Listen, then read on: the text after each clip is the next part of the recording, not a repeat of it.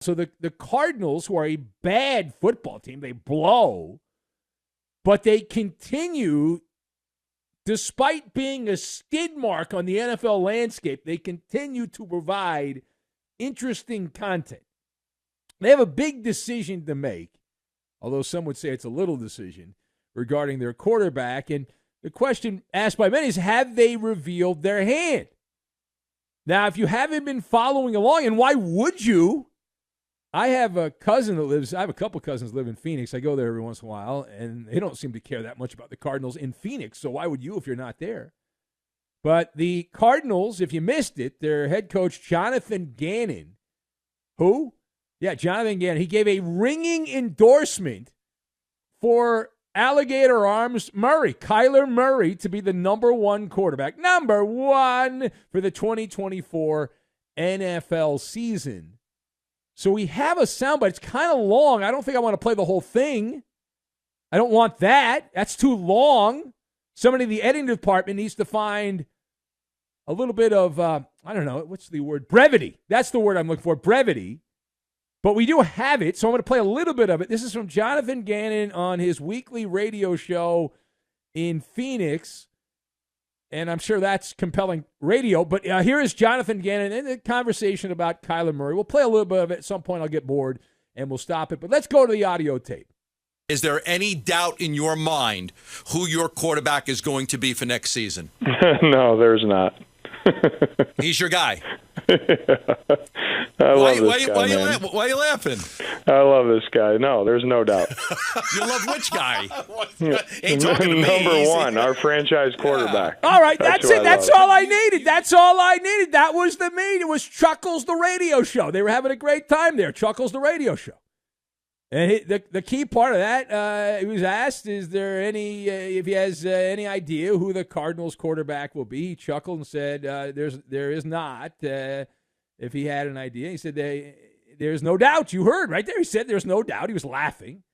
And he said, number one is our franchise quarterback. Now, I had to check, because who watches the Cardinals? But apparently that's still Kyler Murray's number. He can't have any bigger number because he's so small, so he has to have number one. So let us discuss the question. Does Kyler Murray's vote of confidence by Jonathan Gannon have any weight behind it? Any weight behind it? So I've got pharmacy, collywobbles, and shoulder massage. And we will combine all of these things together, and we are going to make a sandstorm. Because a sandstorm has more veracity to it than the Arizona Cardinals. All right? And that's the reality. All right. So, Kyler Murray, here's what my advice is, okay? And I'm never wrong about these things. I have all the answers. That's why I'm doing the overnight show. So, Kyler Murray should contact a realtor immediately. And then he needs to text Moving Man Matt, right? He's in Boston, and he travels all over the place there. And so you contact him, and then he'll get you a deal. Now, it doesn't mean you're moving to Boston, but you'll get you a deal wherever you end up relocating. Get the logistics out of the way. It's a big pain in the ass. We all know that a vote of confidence in sport is akin to a wet kiss of death. Jonathan Gannon endorsing Alligator Arms Murray is a trip to the pharmacy. It's eye wash. It's grains of salt with your medicine. Window dressing. However you choose to categorize it, whatever phrase you want to use. It is the M word. Meaningless. Coaches, they lie all the time. It's part of the game. That's like they're politicians. Politicians are hacks. Coaches are hacks. They lie all the time. Just like when Jonathan Gannon, if I remember correctly, he endorsed Joshua Dobbs as the Cardinals quarterback days before he was traded to the Minnesota Vikings, before he was sent to the Hoosgow in Minnesota. Now, the previous regime, which includes Steve Keim, who did some work here at Fox Sports Radio, but that regime backed quarterback Josh Rosen, Cliff Kingsbury, famous quote, "That's our quarterback."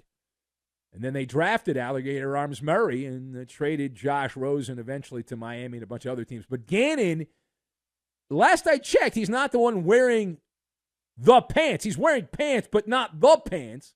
Monty Ossenfort, whoever that is, the general manager, he is the one making the call. he's gone on record as saying that Monty Ossenforth, the GM, as that ego will not be allowed.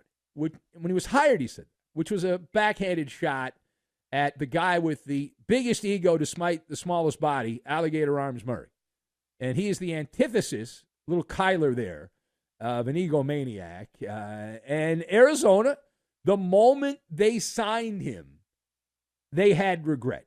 Everyone who was involved in the signing of Kyler Murray to that ridiculous contract has lost their job because it was such a mistake. So why would they hold on to Kyler Murray?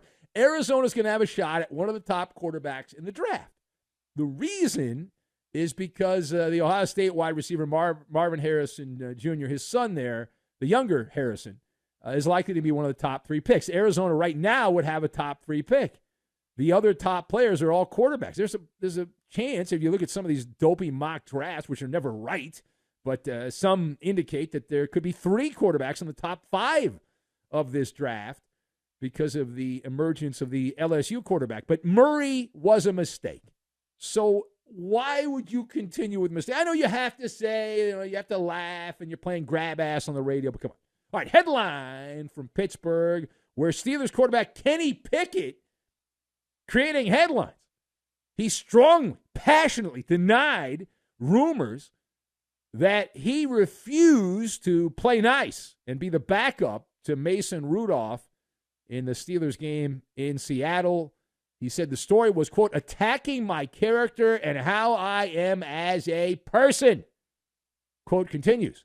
It was either I was going to start and play, or if they didn't think I was good enough to do that, healthy enough, I was going to be the 3 and not dress.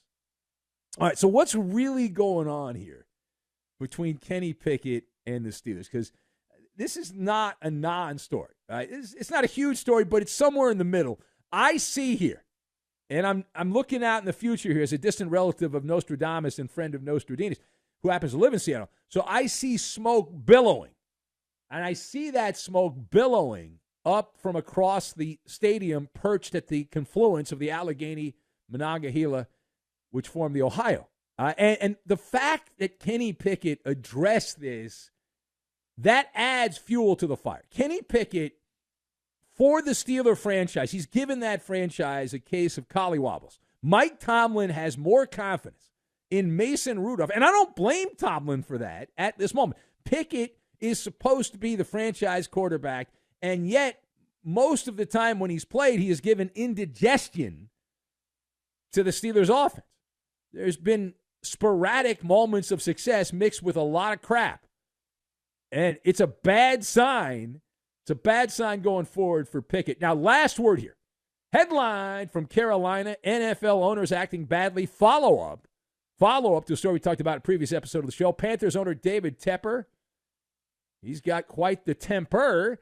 David Tepper was fined 300,000 smackaroos. That's a lot of shekels by the NFL for what the league said was, quote, unacceptable conduct over the weekend. What is unacceptable conduct? Is being caught on camera, grainy cell phone video, throwing a beverage the direction of a Jacksonville fan in that open-air suite at the Jag Stadium. So, the question, rate the NFL punishment of Carolina owner David Tepper for tossing the drink. So here's how I rate this. And I know a lot about punishment. Okay? A lot about punishment. So this is real hardship. This is like getting a shoulder massage, but the masseuse giving you the shoulder massage forgets to light the scented candle. That's tough. How do you live in that world, right? I mean, you're there to get a massage. The masseuse is giving you the massage, but there's no scented candle. That's punishment. And David Tepper, the lesson, I don't know why people get all worked up in this. There's no way to punish owners. They're a different breed. David Tepper is like Goldman Sachs. Goldman Sachs can violate every Wall Street rule they want. They're too big to punish in any meaningful way. So I remember a few years back, the banks were all going belly up in America, and they got bailed out by the government because they couldn't have all the banks fail. They had the smaller banks fail, but not the big ones. And David Tepper's worth $20 billion. He wipes his ass and makes $300,000 in interest. Okay, I mean, so it's like, what are we doing here?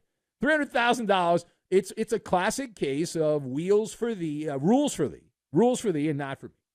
It's one of those things. Like a lot of the politicians, you view your fans as peons and sheep, and you can do whatever you want. And you're the rich guy, you're the hedge fund guy, and who is Joe Blow at a Jacksonville?